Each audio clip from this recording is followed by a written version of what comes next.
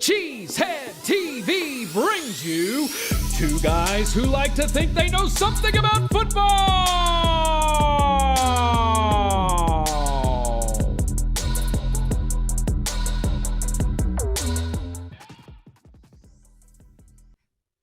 Good evening, everyone, and welcome back to Packer Transplants Live. I am Aaron Nagler, and joining me, as always, is my partner here at Cheesehead TV, Mr. Corey Behnke.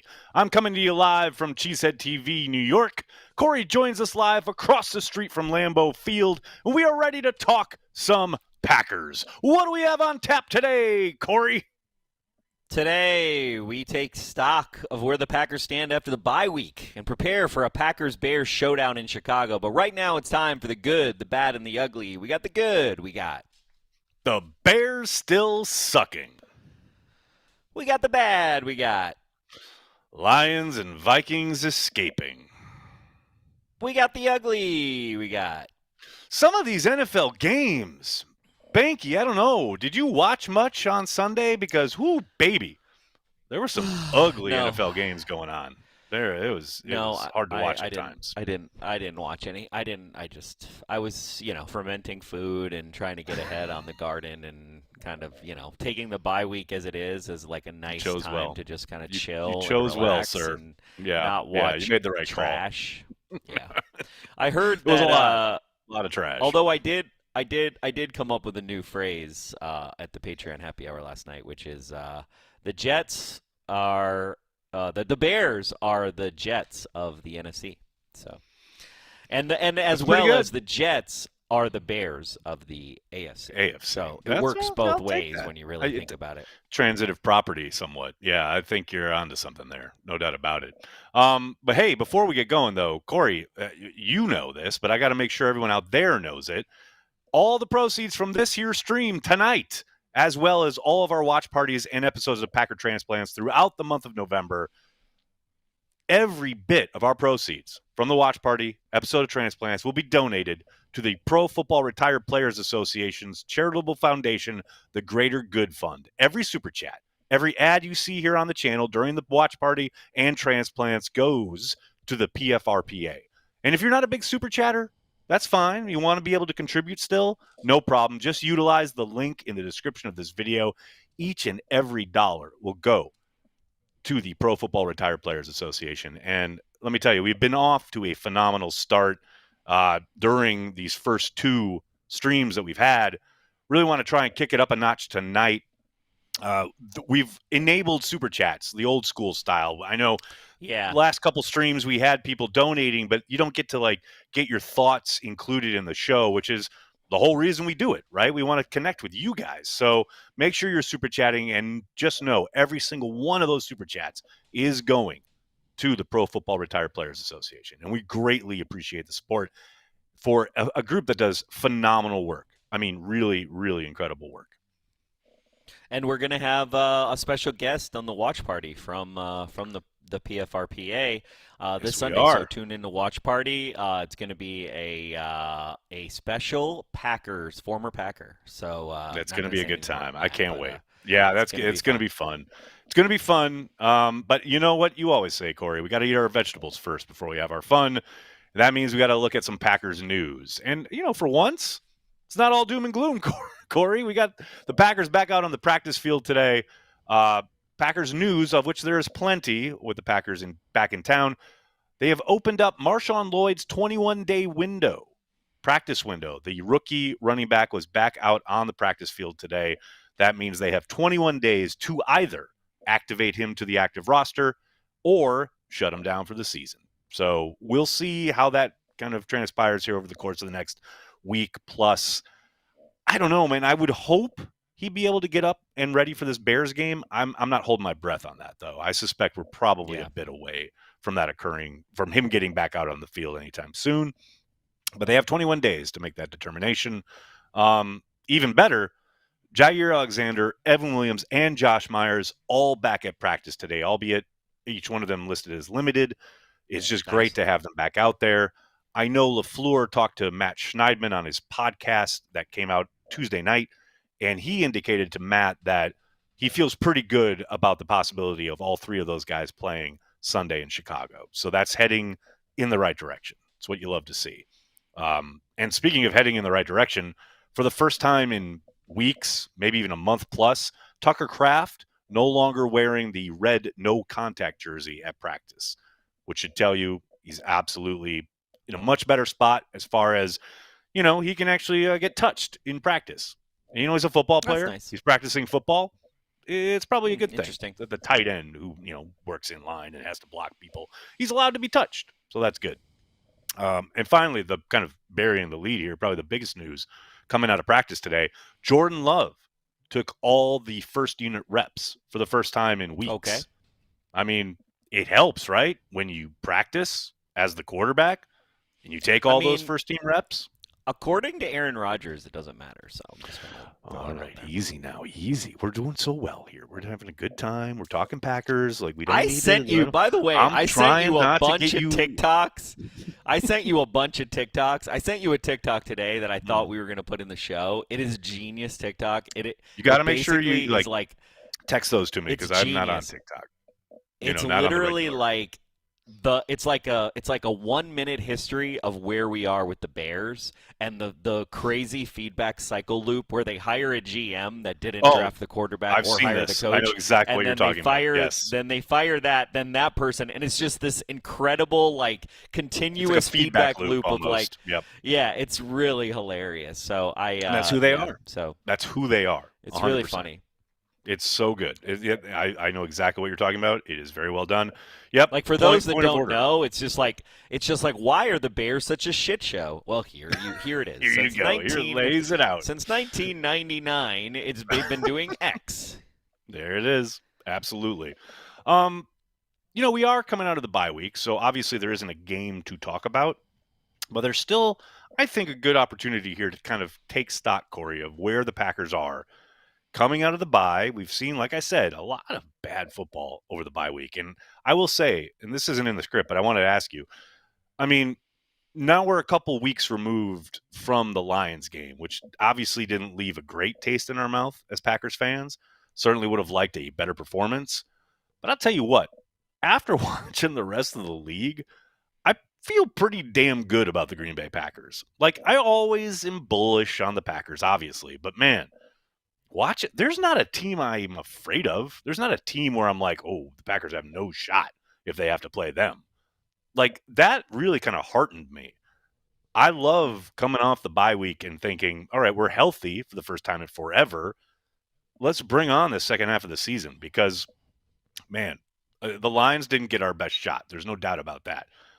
I'm really looking forward to this back half of the season and the Packers kind of hitting their stride, so to speak, if that makes sense. I mean, I did not need to watch games on Sunday to feel that way. I felt that way this whole time because to me, the important thing about perspective is to go, okay, Jordan Love took this team over last year, the beginning of last year. So, right. We got about 17 regular games. What do we got? 18 games now? I can never remember how many games we play in the season. Right. So, okay, 18 games with the playoffs, right? And then we've got another, 19 last year. They have where two are games. we? Yeah, so we're 20, I can't count, 28 games in with Jordan Love at the helm, right? We're under 30 right now. Under 30, right. What is your expectation? So I started to do some homework and look back at, Aaron Rodgers' second year, Brett Favre's second year. I don't have to look too far to tell you that they're kind of trash. And they're kind of trash years, right? So I wouldn't call them trash. I just think the struggles were apparent in their second year. The struggles were real. The struggles were real, as they say. Yeah. So, let's be real. I would say that the National Football League media and everything around nationally has this really weird perspective about how you win a Super Bowl. It doesn't really jive with how teams actually win a Super Bowl. Especially today. Yeah, it's like the Tom Brady Tampa Bay thing totally skewed everybody's minds to what is possible, even though including that's not probably really Aaron how it Rodgers, works, if we're being honest. I mean, I totally Which, agree. Hey, thank you, because that $50 million of dead money is not on us. So we get to we after next year we get to move on with our lives as far as salary cap goes. So thank you, Aaron Rodgers, for that. Appreciate it. Appreciate it, buddy. But yeah, I mean, I don't know. I guess my expectation was not for us to be this good this far in the season, and I think it matters what you're targeting and what your expectations are. This team has only themselves to beat, and I know a lot of teams say that, but it's really obvious. I mean, Yes. receivers catch the ball and do their job. We're not talking about this, Yeah, we have a couple more penalties, less penalties. We're not talking about this, right? It's like, Jordan is where he is in the development. Unfortunately, had what happened in Brazil happen, and it set him back a little bit. And clearly, I will say what's crazy is about this team is my only beef is like, are we giving Jordan enough time to heal when we have Malik Willis proving how good he is? And I wish that potentially the coaching staff, had a little bit more balls when it came to that of like, it's fine. It's okay. Like, yes, we pay him all this money. Yes, he's the number one, but his ego will be okay. And if we can make it past this with him healthy, I just wonder, like, We're how better many off, of his stupid no doubt. mistakes are because he's unhealthy, and because he's not 100%. It's not just, some of it's going to be youth, and there's some things I'm sure he wishes he took back. And, I don't know. I feel good. To your point, like, I know that would sound kind of Debbie Downer, but I feel really good about where the Packers are. This has been a very exciting team from the jump, from week 9 last year to today. This is the most exciting team in football, in my opinion, as far as like where we are going. Well, just to the potential. Exactly. Yes, exactly. Like where you're headed as an organization, as a program, right? We talk about that a lot as far as LaFleur and his program at 1265. Man, I'm with you, man. There's a lot of promise in the future, and there's a lot of upside. Now, obviously, promise and upside don't win football games. You got to do it, hopefully starting on Sunday. It is interesting, though. This is what I wanted to highlight. Offense, defense. We talk about this every week. There's no game to talk about, but you alluded to some of the issues, right? The Packers have 13 giveaways on offense. That's 10th most in the NFL. Obviously, that is underlined greatly by Jordan Love's interceptions. Co-leader in the NFL with Geno Smith with 10. Although I love that Jared Goff in one night got into second place after throwing 5 down in Houston. That's hilarious. It doesn't feel like he's number one in interceptions, though. It doesn't. I know. That's what I mean. Like, it's frustrating, though, when you're giving the ball away once a game, which he has done, right? You can't do it. You can't do it. You can't play winning football that way. It's impossible. And you saw how the one time he did it against Detroit absolutely swung that game. And I very much agree with you, Corey. I do think some of it is because he has been injured and because he is trying to maybe I don't want to say overcompensate, but he's trying to make something happen. When we heard that clip from Don Mikowski last week, sometimes you're so young and you won't accept that the defense won this play. Okay, you got to know when the journey is over. I love that quote. But it's like, hopefully, reset on the bye, get a little healthier. We saw he's took every snap at practice today, hopefully takes every snap at practice throughout the week, and he has a bit of a reset here. Because I do think, it's as frustrating as it can be. We talked about this early in the season. I love the mentality of wanting to make a play. We talked about it so long when Rodgers was in town, how frustrating it could be to take the sack or the throwaways or whatever, which 100%, as far as like intellectually kind of divorcing yourself from the game and going, no, that's a good decision. That's the right decision. Man, I didn't come out to the ballpark to watch somebody like intellectualize the game. I came out to the ballpark, or I tune in on Sundays to watch someone make a fucking awesome play. And Jordan has provided a whole boatload of those, and hopefully does so going forward. That's where I'm at with it. You also mentioned it's definitely a subtle growth that needs to happen. It's not an immediate change, which is why I'm not hating. That's a good way to put it. Like, that's a really good way to put it. Well, you just don't need him to change his entire game. You just need him to make better decisions on the extremes. Yep. Because That's on the well 75 percenters or the 80 percenters, you do want him to make a decision to throw into the double coverage sometimes, because he has the arm and he can do it, and he's not going to do it if he doesn't try. Yep. So yeah. Yep. I feel you. You also mentioned the penalties. Green Bay has committed 19 pre-snap penalties. That is 9th most in the league, which actually I gotta be honest here. That's a low. That felt feels low. That felt that low. feels I really said low. only 9th? I'm like 9th. Like, that's we're cooking. great. Right, exactly. Aren't we number one in pre-snap motion? We gotta be. Yes. Well, we're in the conversation. It depends. I don't know now after the bye week, but I know going into the bye week we were top 1 or 2. We were definitely in that convo. I mean, but I who feel knows like if with you're Miami, top 1 now in Tua's pre-snap, back. well, that's the thing. If you're top 3 in pre-snap motion, but you can get under 10th most in penalties, I feel like you're winning in some ways. Yeah, you would hope, right? The problem is where and when they've occurred, right? Matt was asked about it again today. First down. It feels first downs, lots of first downs, but also in the red zones. The red zone trips. And baby, when you're having to get back on track in the red zone, so you're like, say, at the 18, now all of a sudden you got a pre-snap penalty, and you're not only outside the red zone, but you also have to pick up whatever you can as far as trying to stay ahead of the sticks, but now you're behind. And getting into the red zone is one thing. The Packers have been, in the past, really effective at running the football down there.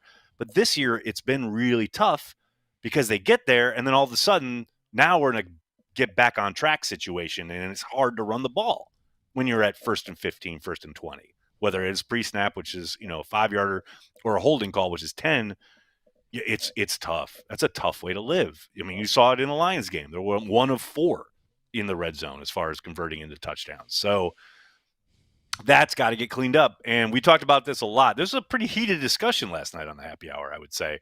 It's hard. Like, what do the coaches do? Like, if it's Zach Tom false starting, you're not sitting Zach Tom. You know what I mean? Like, it's just I feel for the coach. I mean, I feel like that was the second most heated thing. Unfortunately, the most heated thing in the Patreon happy hour was whether we should fire the special teams coordinator. Really, we spent 20 minutes talking about the special teams coordinator. Corey's not a fan of special teams talk. No. I feel like I'm a diehard fan, but like I'm just not. I'm just not. I guess I'm not because I can't. You almost made me snarf. That was so good. I can't talk about this fucking special teams coordinator for more than like 1 minute. What I love is actually, 30 seconds. Literally the words escaping your mouth into a microphone as you sit in your own Packers shirt and a custom Packers hat across the fucking street from Lambeau Field. I'm not diehard by the way, also in the backdrop is the beer that you helped make. I don't know. I consider myself a diehard, but dude, are you kidding me right now? Are you kidding me? There's no. I mean, I'm clearly not. I'm clearly not, though. There's no. Clearly, but if I can't talk about special teams coordinators, I just feel like inadequate. I don't know. It's just funny. I guess I'm not a diehard. Oh, okay, Corey. All right, whatever you say. One other thing on the offensive tip. You mentioned the drop passes. God, catch the fucking ball, people. The Packers have dropped 23 passes. Now, this feels right. The 3rd most in the league. Yeah. And to your point, Corey, they just start catching the ball. We're not talking about a lot of this shit. Feels right. Yeah, I don't like Well, and I don't like how we're like singling out Wicks because I don't think it's all on Wicks. I mean, Wicks has been bad, but everyone's contributed. Yeah. You know what I mean? Contributed. Tucker Kraft. But it's like Romeo the problem Dobbs, with the drops is that everybody. then morons are like, "Oh, we should change our wide receiver." Should, it's like, stop playing shut him. up. I will say, I really like Matt's my answer. God. LaFleur talked to Schneidman on his pod about, really still having belief in him, and there's no way they're taking him out of the rotation, and they absolutely believe in him, which is the correct answer. Like, that's absolutely it. You keep going to the young guy, They didn't stop throwing to Devontae his second year when he was dropping everything in sight. You let the talent figure it out. Keep going. Clearly, Absolutely. also, like if they're doing that shit in practice, they're not going to be playing them. So there's some disconnect between practice and games, and the coach knows better than Peter Bukowski. So anyway. Yeah, I had to say it. I love it. Let's talk about the Packers' defense. Let's flip it around. Everyone knows better than Peter Bukowski. Like the worst Packer fan in the world knows better than Peter Bukowski. So that's fair. Fair enough. On defense, the Packers are 12th in points allowed. Now, you're talking about like the feel. I thought that might be a bit higher. I really did. But I guess, when you're giving up 28 points and a half to the Vikings, I guess being outside the top 10 makes sense. But 12th in points allowed is not terrible. But I will say it's not exactly a huge market improvement over Joe Barry's crew, which is unfortunate. Need to get better. Need to get better in that regard. Okay. Maybe not on that stat, but I'm saying, well, what is more important than points? I mean, you just cherry picked a stat. That's not a cherry pick. That is literally the most important stat on defense. The Packers are 12th in points, and I'm gonna pull it out. And Joe Barry was better. Come on, what are we doing? I didn't say, sir. I would never say Joe Barry was better. Please, this is. I know we're in the age of misinformation now, and nothing matters. But sir, please. First off, this defense is definitely better than it was last year. There's no 1,000,000% correct. I totally agree. But yeah, I do think that's a little. It also keeps us in the conversation as a defense, though. So I'm not hating it. Yeah, I feel you. It's gonna get better. This is the bad. That was the bad half for points. That was the bad. That was the bad half. There you go. The Packers also have 10 interceptions on the season, 4th in the NFL. Obviously, a huge part of this is Xavier McKinney, but they have somewhat dried up as of late. There hasn't been, that was a kind of a streak there going at the start of the season. Lots of folks, is it sustainable? Well, no, it hasn't been quite sustainable. However, I do think the Packers have played intermittently some really good defense. Now, they've also been taking advantage of it at times. But, yeah, for the most part, they've been a ball-hawking unit, which is so much more welcome than what we got used to the last couple of years. This is a Fritz Shurmur defense with the exception of the edge rushing and the defensive line. Yeah. Otherwise, shout out Fritz Shurmur. Shout out those guys up front for Fritz. Damn. Man, if we had those guys up front, could you imagine? Could you imagine? Oh my God! If I you know what Gilbert Brown here's the thing. Everyone thinks about like Gilbert and Reggie and even like maybe Jones, but I would take Santana Dotson right now. Santana Dotson. I would take Santana Dotson on the squad. I feel like Santana and Kenny Clark and Santana, they can make some music together. They got together. the measurables together. I very much agreed. And then here's the stat where you talk about me cherry picking. Well, here's a very positive stat, I think. Run defense ranks 7th in the NFL. 7th, Corey, with 4.24 yards per carry. And I will say, I got to admit, when I saw this, I looked it up and I was like, that's pretty surprising. I know they have, throughout Matt LaFleur's tenure, not been a great run-stopping unit, but I did feel like, okay, they feel like the eye test, whatever. It feels like they're a little bit better, but I'm not quite sure. Man, that's legit. Now, the unfortunate part is if you're an opponent and you're running for over 4 yards per carry, that's winning football. You're winning. Yeah. You still got to – but apparently, there's only 6 other teams that are doing better. So that's kind of just the NFL now because everyone's playing either a 2 high or a 3 shell safety look, etc. So you're going to run the ball. You want to run the ball. Like the league now is set up for you to run the ball because defenses have completely tried to mitigate the explosive passing game, try to take away the deep stuff. So they leave you open to, okay, we're going to run the ball, but we bet you can't run the ball consistently for a 10, 12 play drive, and you certainly can't do it over the course of an entire game. But all of that said, 4.24 yards per carry, 7th in the league, I'll take that. I will 100% take that. Hey, before we get to our preview, we're going to preview this Bears game. Then we're going to get into, obviously, blogosphere and all of that. We got to give a shout out to our friends over at PrizePicks. PrizePicks is daily fantasy sports made easy. You just select 2 or more players, pick more or less on their projected stats, and place your entry. Quick withdrawals, easy gameplay, and an enormous selection of players and stat types are what make PrizePicks the #1 daily fantasy sports app. Go to prizepicks.com and use code CHTV Spend $5 on lineups and get $50 instantly. And I hear you, Aaron, where is it available? Well, I'll tell you. It's available in 43 different states, including, most importantly, Wisconsin. And I want to give a shout out to everybody who sent me their lineups over the course of the first, 8-9 weeks of the season. Keep it up.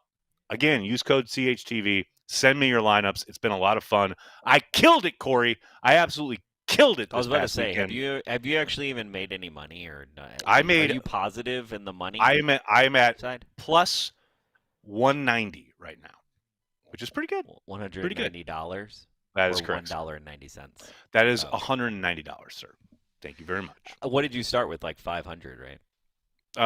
No, I started with $20 and I got that $50 in. Oh, okay.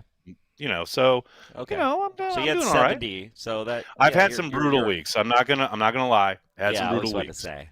But I had a really good week during the bye week. And hey, shout out there. Ed sent me his lineup. There was what was his name? There was another guy who sent me his stuff on Instagram, and he legit killed it with both the Sunday and Monday night lineups.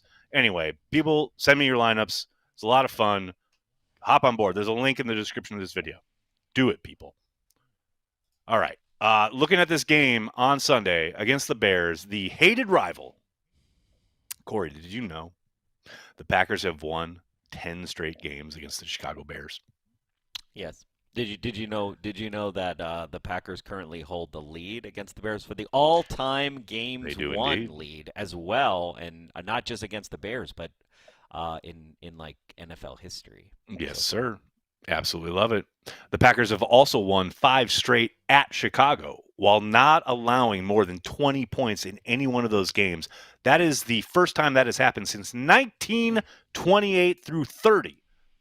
That team was the only other team to do it at Chicago. The Green Bay Packers in 28 through 30. That's how historic this run is. And what's crazy is this 2 of those years were championship years too, by the way. Sir. That was our first three-peat. 29-30-31 was our first three-peat championship run. What's crazy is that this 10-game run that the Packers are on is the second time they have done a 10-game run versus the Bears. On Sunday, they win that game. That is the longest streak ever in the history of the rivalry. Matt LaFleur going to own the Bears. Absolutely. I just don't see how we lose this game. I mean, the Bears are floating in front of stuff. our eyes. They win on defense. They make it ugly. There's a path to victory for the Bears, but it's razor thin. There's no doubt. Yeah, I don't see that happening. Thomas Brown is the new Bears defensive coordinator. They fired their play caller on Tuesday. This poor guy. I will say, Packers fans will remember him as Jets. They're the Jets. They're 1,000%. literally the Jets. Correct. Packers fans may remember him as the play caller for the Panthers last year, where the Panthers had their one good offensive game. Of course, that was against Joe Barry. So very different scheme, very different set of circumstances. But if you want to find out more, hear more about the matchup, etc., Andy Herman from Pack a Day Podcast and I dive deep into it on the Cheesehead TV Nation newsletter. Subscribers get it. Absolutely get on board, people. It's a lot of fun. The Cheesehead TV Nation newsletter goes out twice a week during the season, once a week in the off season, but there's lots of great Packers content, Cheesehead TV content, all sorts of Packers goodness, and some exclusive stuff for people who subscribe. So make sure you hop on board there. Corey, you got anything else before we head into the blogosphere here? Let's do it. All right, let's hit it.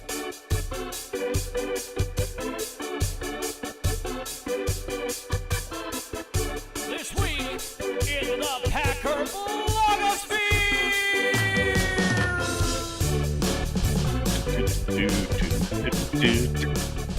That's right. It's This Week in the Packer blogosphere, the return of that venerable series. First up, Corey Behnke, if you have a day off, say, let's pretend, because I know you don't take days off, but let's say you did. What do you generally do? Do you hang out, do your garden stuff? Maybe visit friends and family, just kind of hang out? I'm going to ferment some food, or I'm going to get ready to do some cocktails. By the way, we're coming out with some new cocktail videos. I forgot to tell you. Hell yes, we are.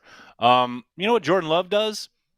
He that? partners with a local community entity and does a coat drive. I mean, Jordan Love is the bomb.com. I know lots of folks showed up for Jordan Love's foundation partnering with a local charity for a coat drive in the last couple of days. NBC 26 covered it. Let's take a quick look at this.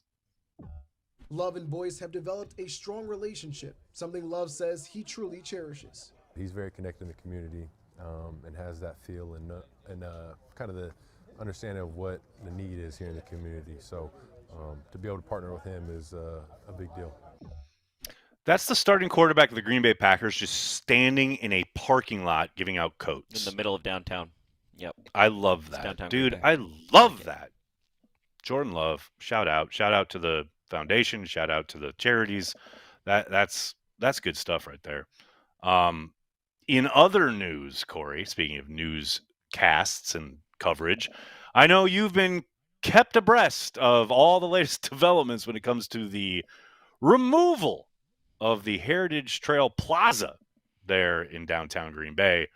I think the latest was, the Packers have agreed to pay for it, if I remember right. No, the city's developers are paying for the move. The move, right? They've agreed. Packers just have to figure out where to put it. They have an agreement. The Packers have to figure out where they want to put it. Yep. And So, wherever they want to put it, they'll put it there. Back in the day, we made a video here at CHTV about the Heritage Trail, which includes the plaza, which now we're going to have to edit. So I just wanted to give Sean, who put it together, a shout out Sean for Connolly. the great job he did putting together that video, the Heritage Trail kind of exploration video. So let's take one last look before this is completely obsolete. As you continue down the city deck, turn down Cherry Street to catch a must-see stop along your football journey through history. The Packers Heritage Trail Plaza. Here you can pose with life-size statues of Earl Curly Lambeau, Johnny Blug McNally, and other Packer legends forever shrined in bronze. The plaza's backdrop offers a history lesson of the Lambeau to Lombardi era, the dawning years of this historic franchise. The tallest building behind the Statue Plaza is the next stop on your Packers history tour, the Hotel Northland. The Hotel Northland. We've been there. Oh yeah.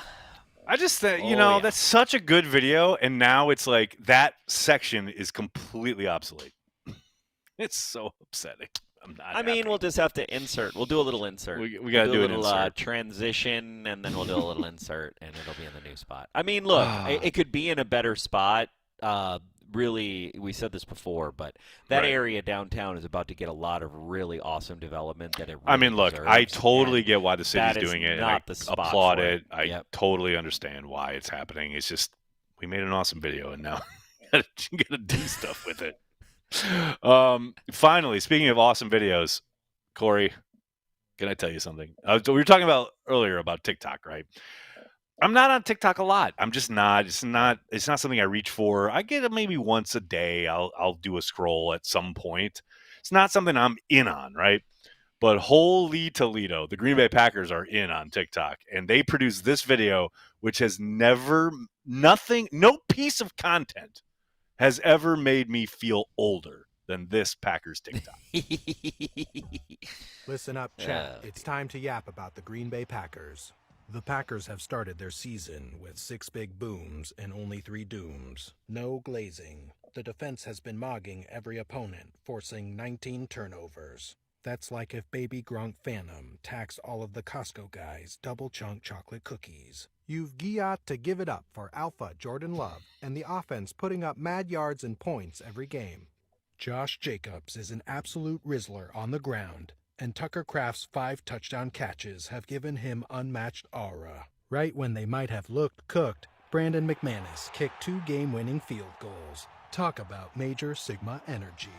The Packers got that Sigma grind set and have shown some serious skibbity riz through their first 9 games, mogging all their ops and positioning themselves as a level 10 contender this season.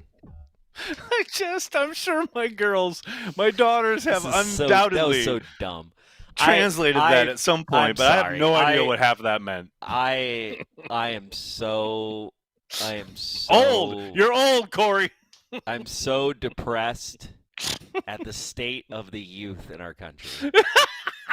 It's like Ferris Bueller. I weep for the future. I weep for the future. Wow. Oh, it's so good. So good. Hey, shout out though. Hey, the Packers social media is killing it. That stuff is dope. You know what though? It's not for us. You know what? It's fun. I put this on Wes. I put this on Wes was like Wes Hodkiewicz, for those of you who don't know. He was like on his Instagram, he was like saying how he thought the social team and everybody is doing a great job. And while I agree, there is only one person who is directly 100% responsible for the Packers social being where it is today. And unfortunately, that player is no longer with the Green Bay Packers, but forever and ever will go down in history as the turning point of changing the Packers' social media. And that player is David Bakhtiari. Ding, ding, ding, ding, ding, ding, ding, ding, ding. Thank you, David Bakhtiari, for changing the course of Packers' social media. That's like that meme. Thank you for changing my life. And Dave, it's like the other side is just Dave like, Bakhtiari sitting there going, I'm literally just bitching about the TikTok and the Twitter. And that's it. Shout out Bakhtiari. God bless you, man. Because, like, remember that year? The year he really went ham about it publicly was so after bad. they were ranked 32nd. Their Twitter account was ranked 32nd by some random magazine, like digital magazine that no one reads other than when they produce this but list. no one could argue that it was wrong. No, but that was the thing. Like, feels right. No, yeah, that checks out. Yeah, that's 32. That feels right. Oh, Actually, is there a 33? Because the Packers would qualify. Oh, so good. Yeah, they're the Twitter NFL got social relegated. media account is better than the Green Bay got Packers. relegated. It was so good. But hey, those days are past. We are past those days now. Thanks. And now we get Skibbity Rizzler. Oh God, Jesus Christ, dear. Corey. Oh yeah, that calls for. I know got what one Riz thing for you. means, but I don't know what. I got means. Riz. Skibbity. I have no idea, but I got this. You ready? I like that though. God, that's nice. Some good stuff. Right? That's nice. Grab yourself an ice Speaking cold of carry the those G, of- the official beer of those of CHTV. Those of you, I got a super chat. We'll talk about somebody going to Chicago. Let's go. We're ready. Let's hit those super chats. Let's do it. Remember, every one of your super chats going to the Pro Football Retired Players Association. Do it, people. Let's go. Laura Straub, I hope the Pack kicks the crap out of the Bears. For how much shit I was given all summer long and beginning of the season, I'll be at Will's. I hear they have Carry the G. They do indeed. There are three bars. From my understanding, there are three very nice establishments that carry the G in Chicago, Illinois. So check it out. It's on our page. I was just going to say, hit up gztv.com. On the top of the page, you'll see beer, because that's what more do you need as far as like a tag? Hit beer, go to the page, and there's an interactive map. Just put in your zip code. And if you're in the Chicago area, enter that zip code, and you'll see the establishments that carry the G. Do it, people. Jim Malitica, my favorite Bears memory is Air 12's I Still Own You rant. That's pretty good. It's a pretty great moment. He still does. He does. Sweet. No doubt about it. Thank you, Jim, for the donation to PFRPA. On Culture Barbarian, no more rocket balls, please. R.I.P. Blaze Winter. No, Random Packer. Blaze Winter. Random Packer. Blaze Winter is a good one, man. That's a great pull. I thought No More Rocket Balls was Mike Holmgren, though. It is. He's doing separate things here. There's the separate. No More Rocket Balls, please. Random Packer Blaze Winter. Hi, Two I things just showed going on up. there. Thanks. I just got here. Thanks. It's all good. Doug Hype TV, 100% they use ChatGPT to write that TikTok. I agree. 100%. That's probably true. I think that is 100% true. Oh, that is probably they true. Were just like, this is Wallers. This is my impression of Jason Wallers. Oh no. ChatGPT. I need to write in the perspective of a 16-year-old male from Wisconsin. I need to play video games all the time. I need this filter. It's like he probably got the prompt from he probably watched TikToks to get what prompts he needed what for the that prompts he TikTok. need. Yeah. 1,000%. Although it wouldn't have Jerome been Chop. Waller's. Waller's is way too high level for that. Oh yeah, No, he's no, no. way too high for that. That'd have Yeah, been he's way Duke too high. Bobber probably. Yeah. Duke was probably the one like reading Yeah. the It was TikToks Wes. there, It was the Wes. prompts. Let's be real. It was Wes. Let's It be was real. Wes. Let's be Let's honest. real. No wonder Wes is praising the social media team. Yeah, It's he's all like, him, social probably. media team, you're doing so great. You're killing ChatGPT, it. please Here's tell my me what you ChatGPT. type next. Jerome Chop. Exactly. Corey, would love to see your drive summary post showing up in my Blue Sky feed this Sunday. Skibbity Riz and Go Pack Go. Jerome, I don't even know what Blue Sky is. I don't know what you're Hop talking on board, about. Corey. All the cool kids are doing it. Hop on board. I want to have you barely less post on social Twitter. media, not I know. more. I feel you.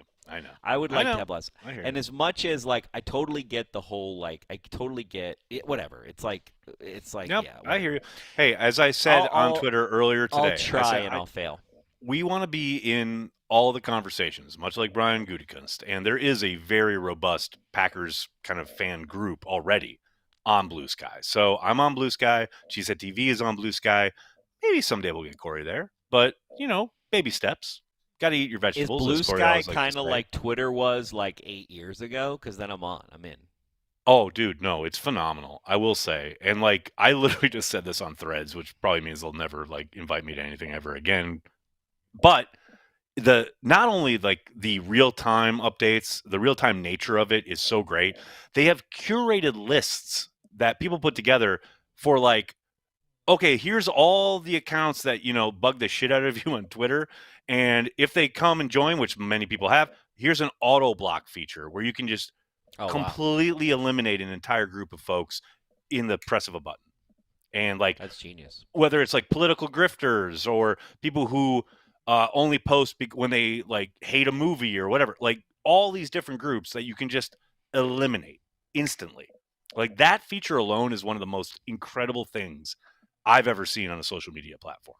But also, it's real time. The thing Threads got all wrong was like, oh, we've got all these people migrating when Threads went live. People signed up and it was huge, but they would never give over control. They do have a follow function where you can have your timeline be, oh, people you follow, but you got to go to it. It's not the default, and it can't be the default. Where with Blue Sky, that's 100% it. I'm excited, actually, for Sunday's game against the Bears. I'll be active on Blue Sky during watch party, definitely. But, Great. Twitter, Another reason Twitter's you're done. going to ignore me on the watch party. That's great. Yeah, that's it. You know me. And Andrew Ware, 4th and 8 from the 48. Thanks for super chat. Appreciate you. Appreciate you, Andrew. Heath Soder, I'm late. What did I miss? You missed. We talked about the special teams coordinator, and you missed it. So you're welcome. You are welcome. You're welcome. Autograph is really cool as well. Yeah, autograph is good. It's just, I don't know, it's not as immediate for me anyway. That's just where I'm at. Hey, what we do, Corey, what we got to say is, ladies and gentlemen, boys and girls, we are, a little over a week away from the annual CHTV meetup at Lambeau Field, night before the 49ers game. It's going to be a lot of fun. It's going to be a good time. Patreon members, the information is on your page. And speaking of Patreon members, we cannot thank you enough for the support for CHTV, for the channel, for the brand. You guys are the lifeblood of everything we do. Really greatly appreciate each and every one of you, as well as the Carry the G Club members here on YouTube. Corey, I've been thinking about this. We really got to go to Carry the G Club member only chats after we do this kind of fundraising with the Pro Football Retired Players Association, etc. When we get to like probably the playoffs, we should have that be Carry the G Club members only. Like, I see all these other channels doing members only chats, and I'm like, why do we put up with the riffraff? That's my question. Because these people support us. Nothing but Steve Thieves has a good song called Members Only. I like it. There you go. I love it. Well, you got anything else, Corey, before we head out into this evening of ours?